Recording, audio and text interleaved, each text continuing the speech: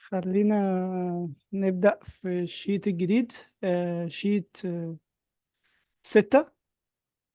الشيت دوت خليط ما بين المحاضرة اللي كان فيها الميرشن سيركل diagram والمحاضرة اللي بعديها، اللي هي conventional machining process، بالذات الليث.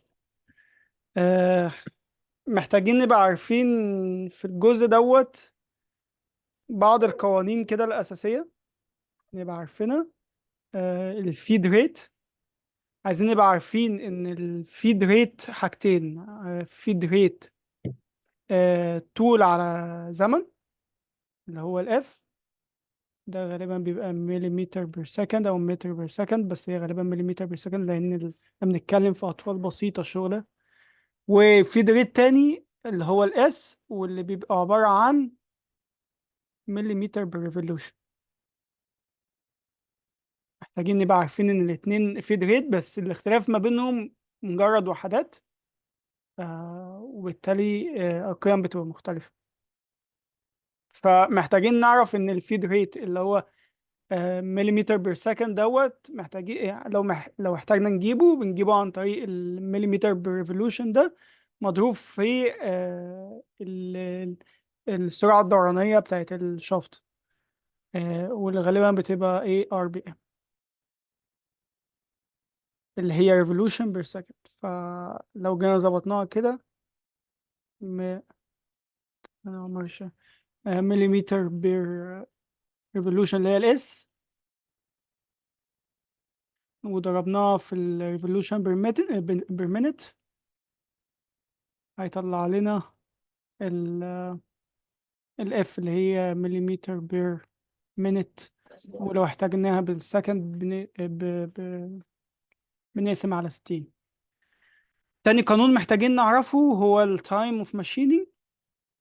دوت بيساوي طول الشافت على الفيد ريت. بس الفيد ريت محتاج يبقى ب مليمتر بير تايم يونت. فمهم قوي نبقى عارفين الحتة ديت. فبالتالي لو احنا اعطانا الفيد ريت بريفولوشن، محتاجين نحوله للايه بير سكند او بير مينت، على حسب هو عايز التايم ماشينينج بايه، مينت ولا سكند. وبيتقسم على الايه الطول بتاع الشافت. تالت قانون محتاجين نعرفه هو الكاتنج سبيد او كاتنج فيلوسيتي، واللي بيساوي باي في دي اي، اللي هي الديامتر الانيشال قبل ما نعمل له ماشينينج، مضروب في السرعه الدورانيه بتاعت الشافت. طب دي جت منين؟ لو تفتكروا يا شباب، كان في قانون في ميكانيكس 3 بيقول ان السرعه الخطيه على اي بكره ليها diameter معين، السرعة الخطية بتاعتها، وبتدور بسرعة دورانية أوميجا، إن ال V ديت السرعة الخطية دي بتساوي الأوميجا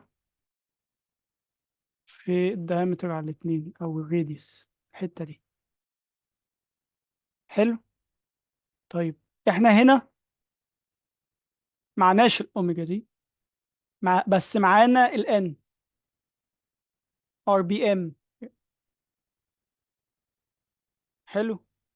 آه وبالتالي إحنا عارفين إن الأوميجا من ال N بتساوي 2 باي N، وعليه ال V بتساوي 2 باي N في الدي على الاتنين. 2 راحت مع الاتنين، فبالتالي السرعة الخطية بتساوي الباي ان في الدي، وهو القانون بتاعنا. ده أساس القانون يا شباب. فأعتقد يعني جامد لو جامد أوي. فهمناه هيسهل علينا كتير يعني أحسن من إن احنا نحفظه كده على طول. اه بالظبط. القانون الأخير اللي هو الماشينينج ريت بيساوي الكاتنج سبيد في الاس اللي هو فيد سبيد بس بالريفولوشن في الديبث اوف كات. ده اخر قانون محتاجين نبقى عارفين. عرفنا الاربع قوانين دول، هنقدر نحل اي مسألة في الشيت سيت. خلينا نبدأ بأول مسألة على طول. آه، بيقول لك شافت طوله 150 ملم، initial diameter of 15 ملم، turned عشان نوصل diameter 13 ملم في شافت روتيشن 750 ار بي ام، والفيد ريت اعطاه لنا ب 100 ملم بير مينت.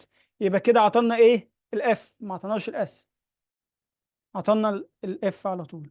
هنعمل ايه؟ هو عايز الكاتنج سبيد، عايز الميكانيكال الماتيريال ريموفر ريت الام ار ار، وعايز التايم ريكورد او التايم ماشين.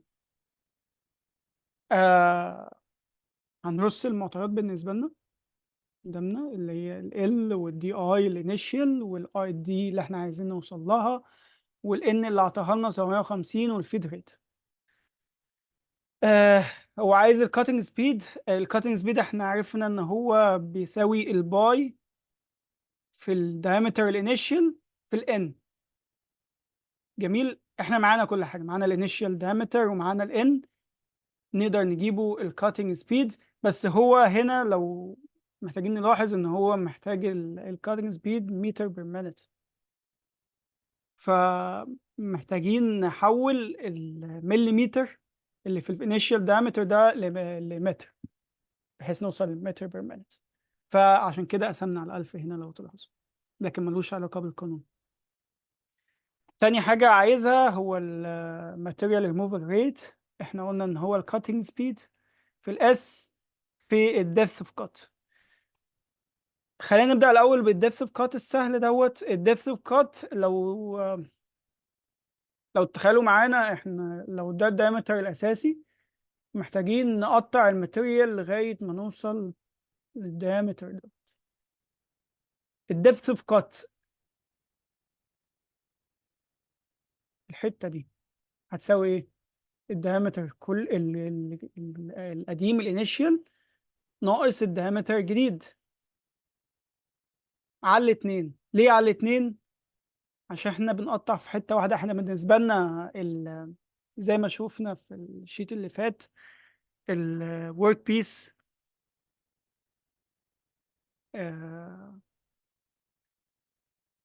والكاتنج تول، احنا بنقطع يعتبر على سطح. يعني بالنسبة لنا حتى لو كان دوار او جزء دائري، فبالتالي برضو بالنسبة لنا القطع بيبقى عبارة عن سيرفس، بنقطع على سيرفس.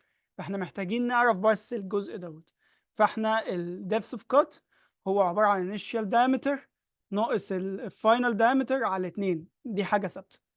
طيب بالنسبة للفيد ريت، احنا عرفنا من القوانين اللي قلنا محتاجين نبقى عارفينها ان الفيد ريت اللي هو الوحدة وحدة طول بوحدة تايم بتساوي الفيد ريت وحدة ريفولوشن في الار بي ام.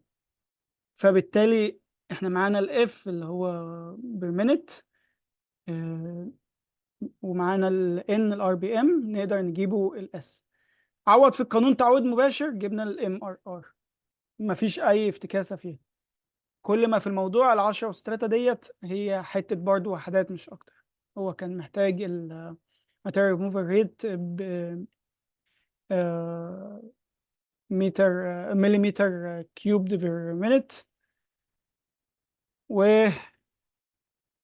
ايه هنا كان محتاج يتحول يا جماعة؟ اه الكاتنج سبيد احنا كنا جايبينه متر بير مينت، وهو محتاجين نحوله لايه؟ مليمتر تاني. بس فهي ديت الام ار ار.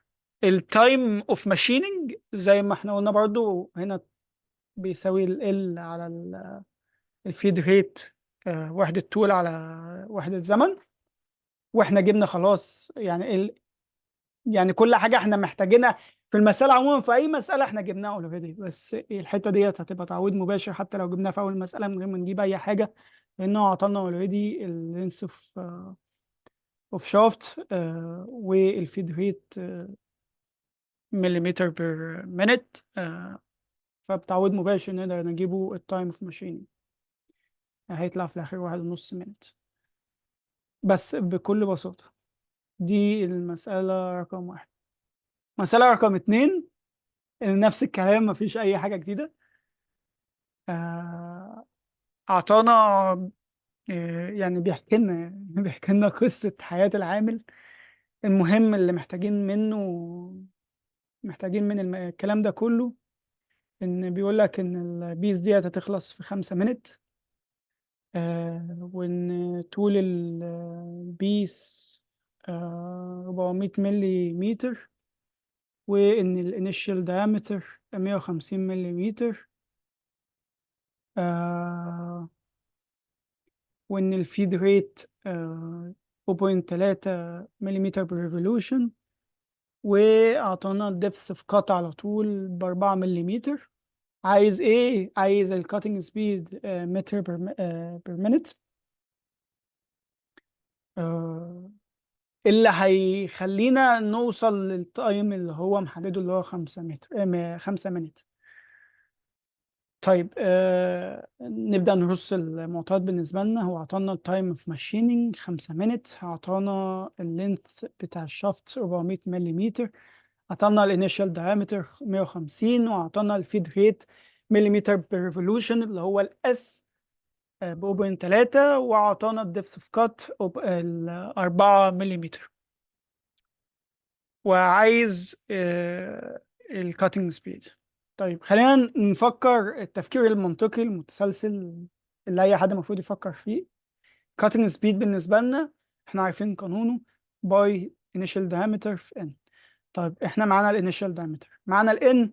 لا، طب ايه القانون التاني اللي احنا عارفينه في الجزء دوت نقدر نجيب منه n او في n بطريقه مباشره او غير مباشره، اللي هو time of machining. تايم اوف ماشينينج بتساوي ال على الفيد ريت، بس اف مليمتر بير مينيت، واحنا عارفين ان الاف بتساوي الاس فيد ريت مليمتر بير ريفولوشن في الان. فبالتالي احنا عارفين الاس اعطونا جيفن، عارفين ال، عارفين التايم اوف ماشينينج. يبقى الحاجه الوحيده بالنسبه لنا المجهوله هي الان، نقدر نجيبها هتطلع ب 266.67 revolution per minute. وبالتالي جبنا ال n، نقدر نعوض في القانون بتاع cutting speed، جبنا cutting speed بكل سهولة. دي المسألة رقم 2. المسألة رقم 3 بيقول لك ستيل رود برضه معلش 50. ممكن اتفضل يا حسام. ممكن ترجع للN تاني. قول يا حسام. هو بس انا لما جيت حسبت هي طالعه معايا ب 266 مش بوينت بقى. هو انا في حاجه في التحويلات ناقصه كده عندنا، فانا قلت 400 على 0.3 على 1000 في 5. فاهم؟ ثواني. 5 مينت بتساوي اللينث بتاعنا 400 مليمتر بس خلاص على الفيد ريت 0.3 في اكس اللي هو ان. هو كل حاجه مظبوطه، مش محتاج تحويلات. انت طول ما انت اللينث بالنسبه لك، وحده اللينث بالنسبه لك موحده، انت تمام. فاهمني؟ هي اه الفكره تمام. كلها في الماشينينج تايم محتاج يبقى مينت عشان تطلع ار بي ام. طب لو بسكند هيطلع ار بي اس. جامد جامد زي الفل ماشي. مسألة رقم 3 بيقول لك رود 50 مليمتر diameter كإنيشال diameter، لينث 500 مليمتر، وأعطانا إن عايزين نقلل الديامتر ل 45 مليمتر ل 45، يعني ده الفاينل diameter، وإن الكاتنج سبيد ب 30 متر بير مينت، وأعطانا الفيد ريت ب 0.7 مليمتر بير ريفولوشن. أعطانا الإس يعني. عايز ايه هو كده؟ عايز الان، وعايز التايم اوف ماشينينج. نبدأ نرص المعطيات بتاعنا كالمعتاد. عطانا الانيشال diameter ب 50 ملم، وأعطانا الفاينل دايمتر ب 45، اللينس 500، وأعطانا الكاتنج سبيد ب 30، وأعطانا الإس. عايز التايم اوف ماشينينج، وعايز الان. كالعادة نبدأ نرص القوانين بتاعتنا. كاتنج سبيد القانون بتاعها باي initial diameter في الان. احنا عارفين الكاتنج سبيد هتعطونا لنا معطى، عارفين الانيشال diameter هتعطونا لنا معطى. الحاجة الوحيدة بالنسبة لنا اللي هتبقى missing هي الان، فبالتالي تعويض مباشر revolution per minute. بس خلي بالنا الوحدات يا جماعة، الوحدات أهم حاجة. يعني الكاتنج سبيد هنا عطانا متر بير مينت، الدايمتر اعطانا مليمتر، فبالتالي في اختلافات في الوحدات، وبالتالي محتاجين نوحد الوحدات عشان نوصل لأرقام مظبوطة. تاني حاجة عايزها هو الماشينينج تايم. عارفين ان الماشينينج تايم بيساوي ال على الاف فيد ريت بس بالثانية. احنا هنا مش عاطينا الفيد ريت بالثانية، عطاهولنا بالريفولوشن، فبالتالي عشان نجيب بالثانية هنضرب بالريفولوشن في الان اللي احنا لسه جايبينها، قدرنا نجيبه الاف. تعويض مباشر اللي معانا معانا الان لسه جايبينها، قدرنا نجيبه الماشين تايم، طلعت ب 3.74 منت. برضه نخلي بالنا من الوحدات، محتاجين يبقى موحدين مع وحداتنا. يعني دي مليمتر، دي مليمتر، دي ار بي ام، يبقى بالتالي هنطلع منت. ما ينفعش دي مثلا تبقى متر ودي مليمتر، لازم كل الوحدات تبقى موحدة. واللي في الآخر هيجافرن التايم هيطلع بإيه هو ال N يعني، لأن بإيه ار بي ام ولا ار بي اس، ار بي ام minute، ار بي اس سكند. بس يبقى كده الشيت رقم 6 done. حد عنده أي سؤال يا شباب في الشيت 6؟ آخر مسألة دي فاكس منها صح؟ ما بتجيش. دي يعني مش هتيجي زي ما موجودة في الشيت كده، اكتب ايه اللي احنا محتاجين نعمله وكده. بس محتاجين نبقى عارفين بس البروسيسز اللي بتتعمل ايه. يعني مثلا دي سنترنج، عارفين دي سنترنج، عارفين ان ده تامبنج، تيبر تيرنينج سوري، عارفين ده جروفينج او ريسز، عارفين ان ده ستريت تيرنينج، عارفين ان ده مثلا شامفرينج، عارفين ان البارتنج والشامفرينج بيحصلوا مع بعض. يعني ايه بارتنج؟ بارتنج ان احنا بنفصل خلاص الجزء اللي احنا مش عايزينه من الورك بيس اللي احنا عايزينها كده. لكن هتيجي ايه؟ هتيجي ام اس كيو، مع الامتحان بتاعنا ام اس كيو، فمش هيجي زي ما تجيب كده في الشيت اكتب لي الخطوات اللي احنا محتاجين نعملها فاهم بالترتيب. لا مش هتبقى بالصعوبة دي. فاهمني؟ يعني احنا عرفنا خلاص البروسيسز، خلاص مفيش مشكلة بعد كده ممكن تواجهنا. بس دي بالنسبة للمسألة الأخيرة. آه بالنسبة للمسائل، حد عنده أي مشكلة يا شباب؟ طيب خلينا ندخل على طول في الشيت الأخير عشان نلحق. بصوا، هو الشيت الأخير حرفيا أنا حليته في حوالي 10 دقايق، ما خدش مني حوار. حرفيا ما فيهوش أي حاجة، فعلا زي ما الدكتور قال التعويض مباشر صريح، ما فيهوش اي افتكاسات. حتى الوحدات في الشيت ما كانش فيها لعب، هي هتشتغل معاه مع المسألة بدون اي تحويل هتوصل اللي انت عايزه. فخلينا نقف كده على الحاجات الأساسية آه، في الجزء ده. هما 3 حاجات أساسية عليهم مسائل، هي ال electrochemical machining، electrochemical machining، وجزء الالكترو تشارج ماشينينج، والووتر جيت ماشينينج. هم دول ال3 أجزاء الأساسية اللي عليهم مسائل علينا، يعني وموجودين في شيت 7. خلينا نبدأ بالالكترو كيميكال ماشينينج. دول القوانين اللي علينا فيهم. قانون الكهرباء المشهور بتاعنا، ال V بتساوي ال I في ال R، voltage current و resistance. وقانون تاني يخلينا نقدر نحسب الريزيستنس بس بدلالة السبيسيفيك ريزيستنس ومحتاجين نبقى عارفين الرو اس ديت وحدتها اوم في سنتيمتر. خلينا مركزين قوي في الحته ديت.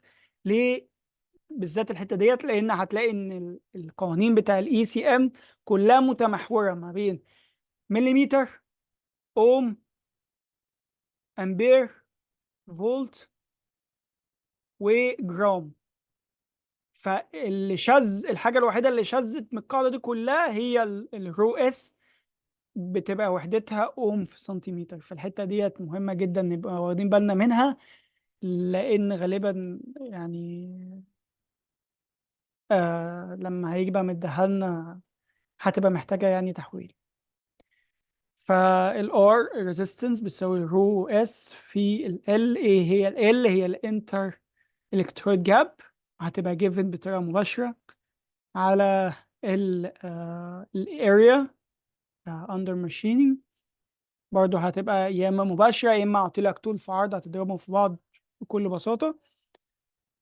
القانون اللي بعده هو الماتيريال ريموفال ريت. عندنا اتنين ماتيريال ريموفال ريت، واحد فوليوم والتاني ماس. الفرق الجوهري ما بينهم هو بس الرو. آه في الماتيريال ريموفال ريت عشان نجيبه فوليوم هنضرب في رو تحت مقاس، مش هنضرب في رو بس. وبالتالي كل حاجة يعني ما بسيطة يعني.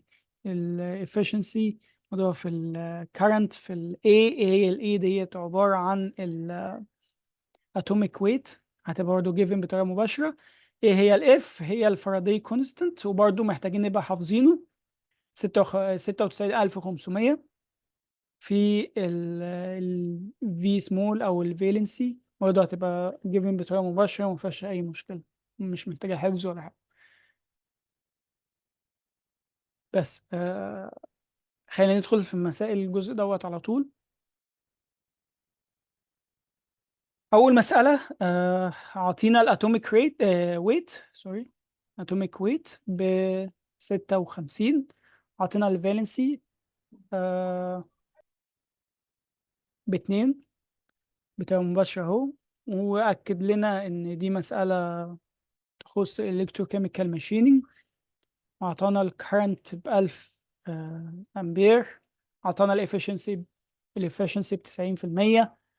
وطلب الماتيريال ريموفال ريت، وقال لنا ان الوحده عايزه بالجرام بير سكند. هي يبقى كده عايزه ماس، ماتيريال ريموفال ريت ماس. خلينا ندخل في الحل على طول. نبدأ نرص الجيفنز بتاعتنا. الاتوميك ويت ب56، الفالنسي ب2، الكارنت ب1000 امبير، والافشنسي ب90%. نبدأ نحط القانون بتاعنا. الماتيريال ريموفال ريت ماس، الافشنسي في الاي في الاتوميك ويت على الفاراداي كونستنت في الفالنسي. الافشنسي ب 90%، 1000 كارنت، 56 اتوميك ويت. فاراداي محتاجين نبقى حافظينها، محتاجين نبقى حافظينها لان زي ما انتوا واخدين بالكم كده ما عطلناش جيفن. فنخلي بالنا في اتنين الفالنسي طلع لنا بالآلة 0.261 جرام بير سكند. محتاجناش نعمل أي آه تحويل، كل حاجة يعني متظبطة. فحاجة محتاجين نأكد عليها تاني، الوحدات في الجزء بتاع الاي سي ام خلينا نبقى مثبتين على طول نشتغل بالوحدات دي. أطوال مليمتر، كتل جرام، فولت، أمبير، وأوم. والجزء بتاع الرو اس الحاجة الوحيدة اللي شذت عن القاعدة أوم في سنتيمتر. ومحتاجين نبقى حافظين الفاراداي كونستانت ب96,500. يبقى كده المسألة الأولانية تمام. المسألة التانية برضو نفس الكلام. أعطانا الأتوميك ويت ب48، أعطانا الفالنسي ب3، وأكد علينا إن هو إلكتروكيميكال ماشينينج. وأعطانا بس هنا أعطانا الفولتج ب 12,000 فولت. أعطانا الريزيستنس بطريقة مباشرة ب6 أوم. عطانا الافشنسي بتاع الكرنت ب 90%. فمحتاجين نلاحظ حاجة، ان الافشنسي بتاعت الكرنت تقريبا مثبتة كل مرة. ففي حالة ان هو ما عطاهالناش في مرة، افرضها على طول ب 90%. وطلب مننا ايه هي الماتيريال ريموفال ريت بجرام بير سكند. عايز ماس وعايز الفوليوم سنتيمتر بير سكند. Given that the density of titanium، أعطانا ال density بتاعت المادة اللي احنا بنعمل لها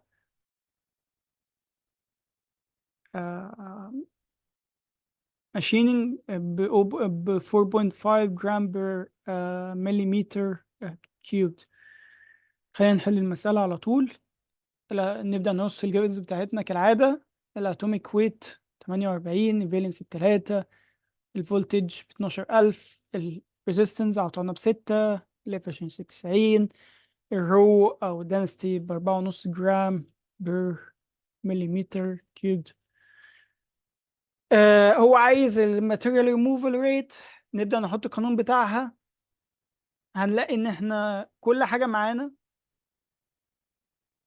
في الماس ما عدا الكرنت. بالنسبة للفوليوم كل حاجة معانا برضو ما عدا برضو الكرنت. فاحنا محتاجين نجيبوا الكرنت بدلالة الجيفنز اللي احنا معانا. ايه الجيفنز اللي معانا؟ فولت و فولتج وريزيستنس. بالقانون البسيط اللي احنا عارفينه ان الفولتج بتساوي الكرنت في الريزيستنس، نقدر نجيبوا الكرنت. وبالتالي تعويض مباشر في القانونين بتوعنا اللي احنا حافظينهم قدرنا نجيبه الماتيريال ريموفال ريت. محتاج أكد على حاجة برضو. material removal rate volume بالوحدات اللي احنا أعتقد ماشيين بيها تطلع مليمتر كيوب بير سكند. طب بالظبط، هو في أعتقد الأنسر الامتحان مش مطلعها بس. هيسيبنا كده، فاهم؟ ما ده او اللي لو أعتقد. حتى طلعناه كده في الامتحان، يعني ان شاء الله ما يبقاش جايب حوار الدايمنشنز ده، فاهم؟ اللي هو ما دام الرقم موجود مش بنفس الدايمنشن، بس في فرق ألف ولا حاجة، ما يبقاش الرقم يتكرر تاني بنفس الفرق، فاهم؟ بالظبط فاهم.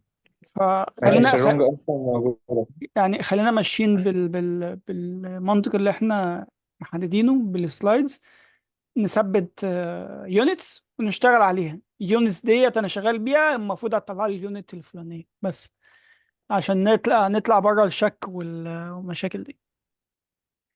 طيب خلينا ندخل المسألة الثالثة.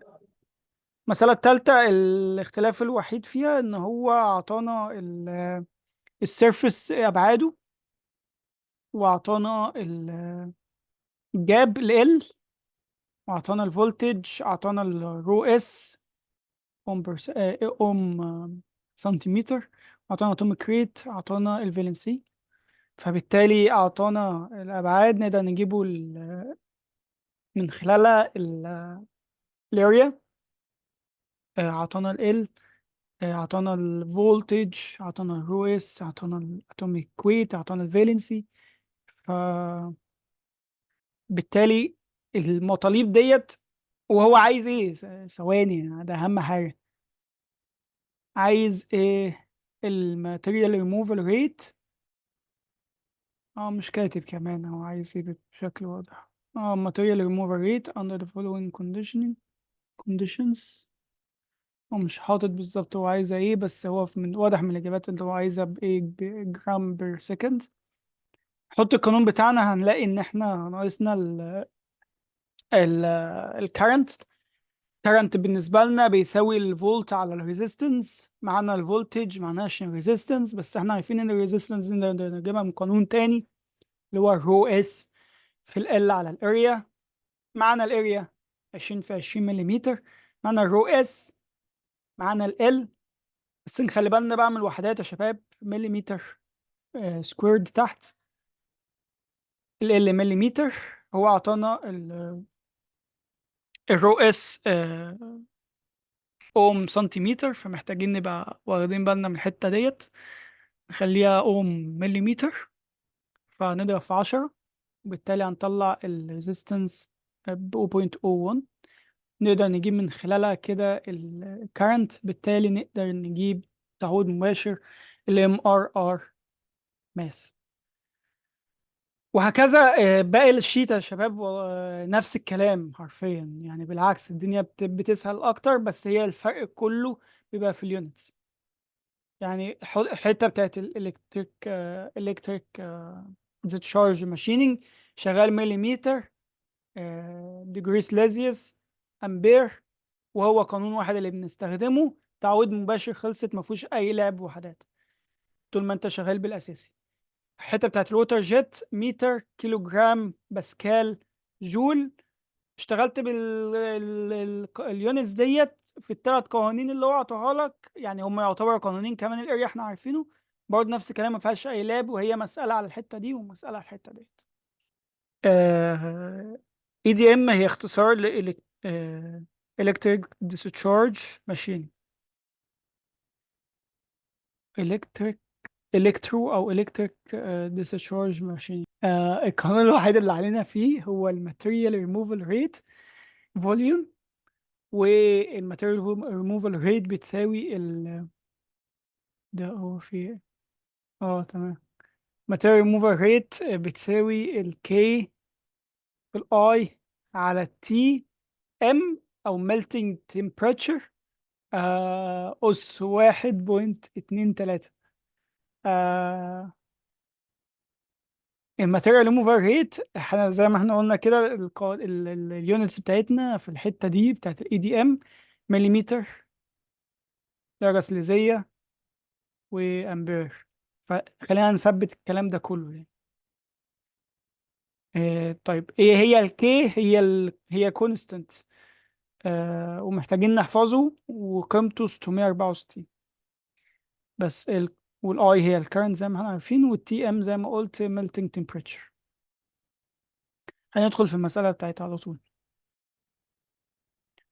مسألة رقم 4. uh, what is the maximum empirical MRR material mover rate؟ ايه هي maximum empirical؟ اللي هي القانون ده empirical، طالع من تجارب وهكذا، وماكسيمم. أكد علينا إن هو EDM، Electro Discharge Machining. آه، وأعطانا إن الميلتنج temperature 1538، وأعطانا إن الكرنت ب 1000 أمبير. خلينا نرص الجيفنز بتاعتنا. الميلتنج temperature 1538، أعطانا الكرنت. والقانون بتاعنا احنا حافظينه، بيقول ان الكي في الاي على الميلتنج تمبريتشر اس 1.2 3. بس نبدأ تعويض مباشر بحت يعني.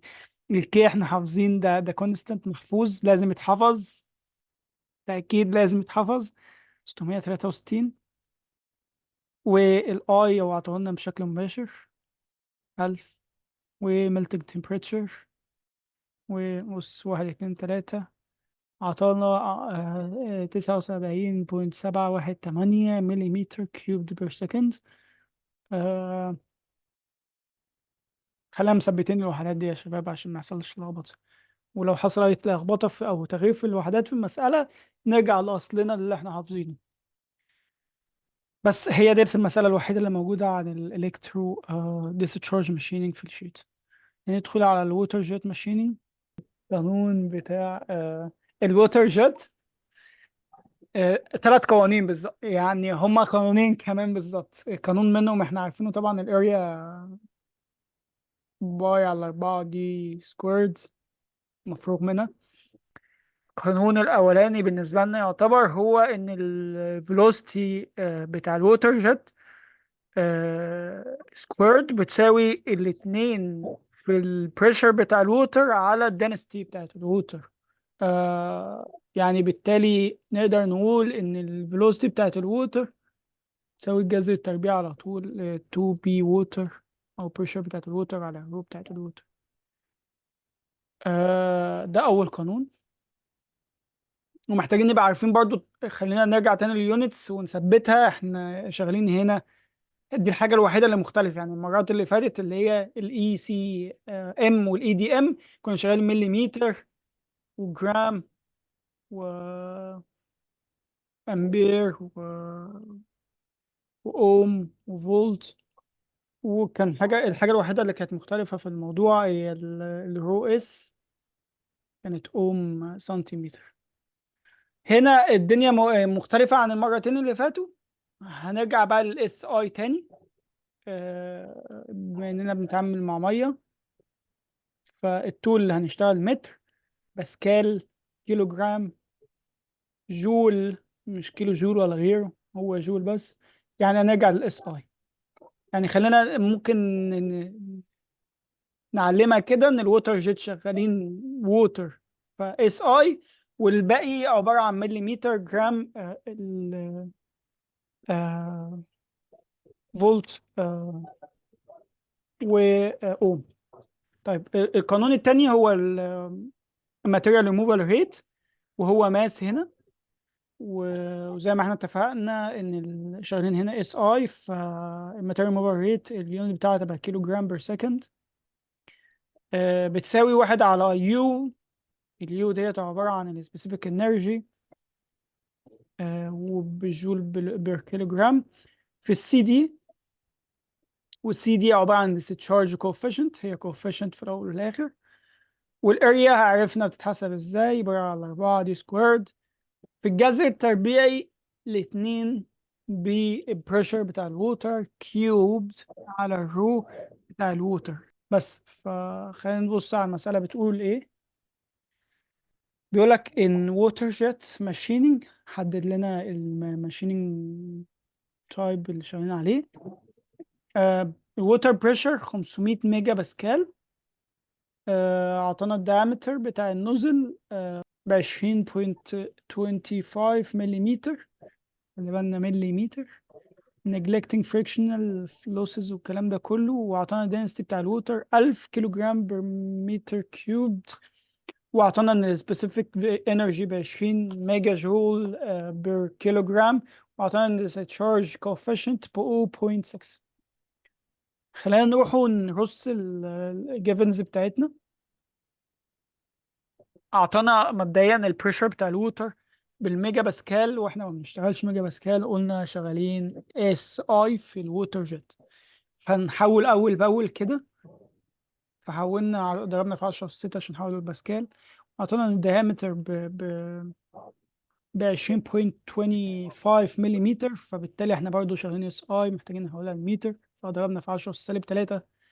اعطانا الدنستي بتاعت الووتر ب 1000 كيلو جرام بر متر كيوبد، فجاهزه مفيهاش مشكله التحويلات. اعطانا اليو اللي هي السبيسيفيك انرجي، بس اعطاها لنا ميجا جول بر كيلو جرام، فمحتاجين نحول لجول بر كيلو جرام هنضرب في 10 6. اعطانا كوفيشنت بتاع discharge 4.6 بس. فبالتالي احنا محتاجين خلاص نعوض تعويض مباشر في القوانين. جبنا المطالب. هو هنا في المسألة لو قرينا ما حددش حاجة معينة، فخلينا نجيبه كل حاجة. وهو هنا في الانسرز جاب الماتيريال ريموفال ريت ب 4.83 كيلو جرام بير سكند. خلينا نجيبه احنا كل حاجة ونتشيك باللي هو جابه. خلينا نبدأ الأول بالووتر جيت فيلوسيتي، واللي هو عبارة عن الجذر التربيعي الاتنين البريشر على الدنستي، أو ال V سكويرد بتساوي ال 2 بريشر على الدنستي أيا كان. هتعرف في الآخر إن الووتر جيت فيلوسيتي بتساوي 1000 متر بير سكند. بعد كده محتاجين نجيبه الاريا باي ديفولت كده عشان نقدر نجيبه الموفال ريت، ماتيريال موفال ريت. فالاريا عبارة عن باي على 4 دي سكويرد. قدرنا نجيبه الاريا على طول. بعد كده ماتيريال ريموفر ريت، القانون بتاعنا اللي احنا حافظينه 1/U مضروب في الاريا في الديسشارج كوفيشنت في الجذر التربيعي الاتنين بريشر كيوب على الرو بتاع الووتر. تعويض مباشر هيطلع لنا فعلا ان الماتيريال ريموفر ريت ب 4.83 كيلو جرام بير سكند زي ما طلع في الانسرز. وبكده المسألة تكون اتحلت يعني. وجبنا كل حاجة ممكن تتسأل يعني في الجزء دوت، ومفيش لعب غير الوحدات زي ما قلنا، يعني الجزء بتاع الووتر جيت اس اي، والباقي مليمتر جرام والكلام ده. بس هو ده الشيت الأخير. حد عنده أي سؤال يا شباب في الجزء ده؟